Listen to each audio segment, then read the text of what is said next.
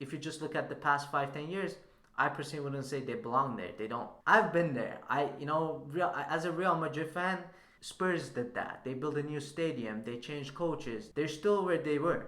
I'm coming from a really good place. I really, really, really hope that things work out for Man United. Hello everyone, welcome to the Let's Talk Footy podcast. My name is Shaheen, and I'm super excited to talk to you guys today. First things first, I just want to make this very clear, and I don't want to come across as a Man United hater or anything.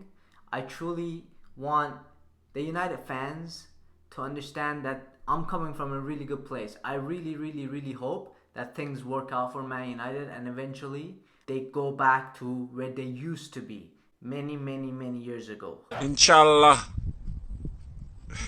I think that's one of the problems. But today we're going to talk about Man United's recent win against Liverpool in the FA Cup quarterfinals. Don't get me wrong, it was a beautiful win, very dramatic, very exciting game, and to win a game that's that exciting in the way they won it, it's beautiful. As a fan, especially as a neutral fan, you can only enjoy that game. So it was fascinating to watch. It was fabulous to see Man United win for the United fans. Muchas gracias, afición. Este para vosotros.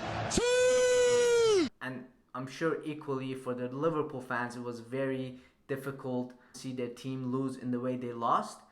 But I think it's very important for United fans and just Manchester United in general to understand that they beat a Liverpool team that was far from their best. They were tired, it wasn't their day, there was a lot of mistakes made from both teams, Liverpool and Man United.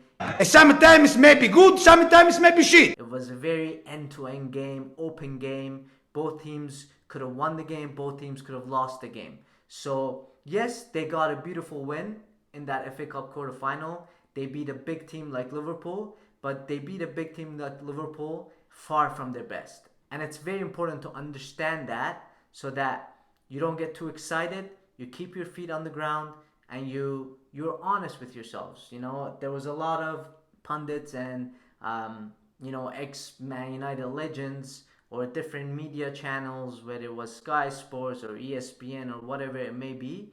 There was a lot of talk about how great of a win it was for Manchester United, and it was, they were amazing, the way the desire they showed, the resilience they showed, the way they came back from being down multiple times to get a late winner like that. Yes, all of that is true, but again, Liverpool could have done the same. If Liverpool took their chances and put the game to bed, there was no way Man United could have won that game. Both teams made mistakes, it was an open game, and on this day, Man United came on top. Now, if you ask me personally, and I could be biased here, but 8 or 9 out of 10 times, Liverpool would have won that game. So it was very fortunate for Man U to win the game. It was beautiful, enjoy it, but don't over-celebrate. Just keep in mind that it's the same team that has been criticized in recent weeks and months. They're still not consistent. There's still a lot of question marks around Ten Hag. There's still a lot of question marks around a lot of the players on that team, around the structure of the club, the management, the ownership. So this is all still there. None of that has disappeared just because Man United beat Liverpool 4-3 in the FA Cup and went to the semi-finals. It's important to keep that in mind.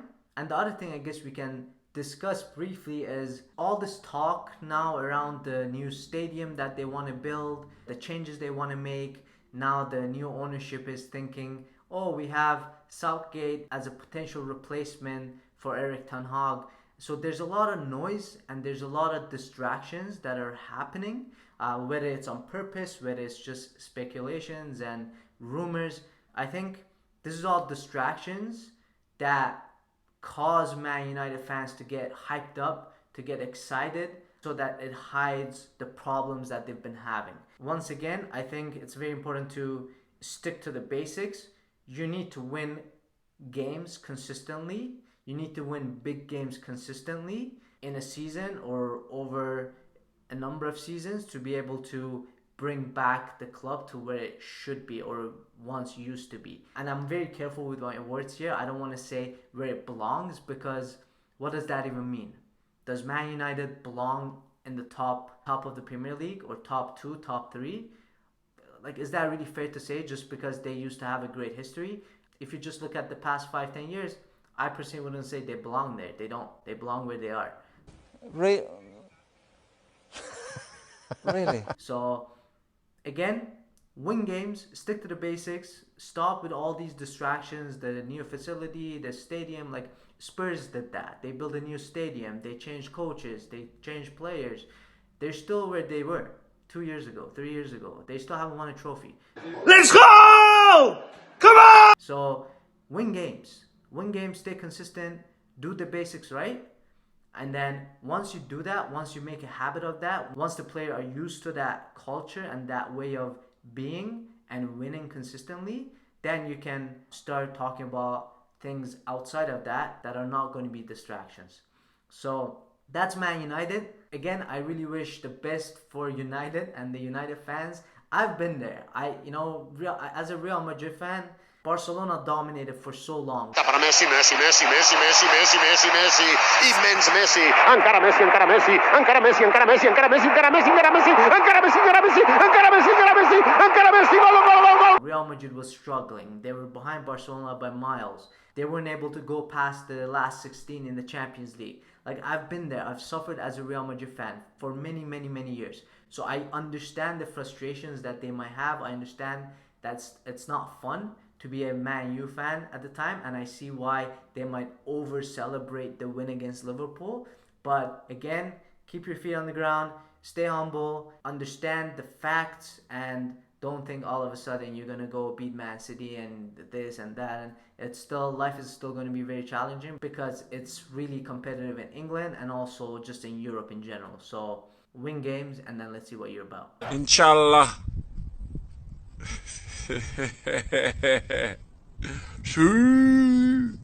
Now, having mentioned Real Madrid, as a Real Madrid fan, I do want to touch on a few things.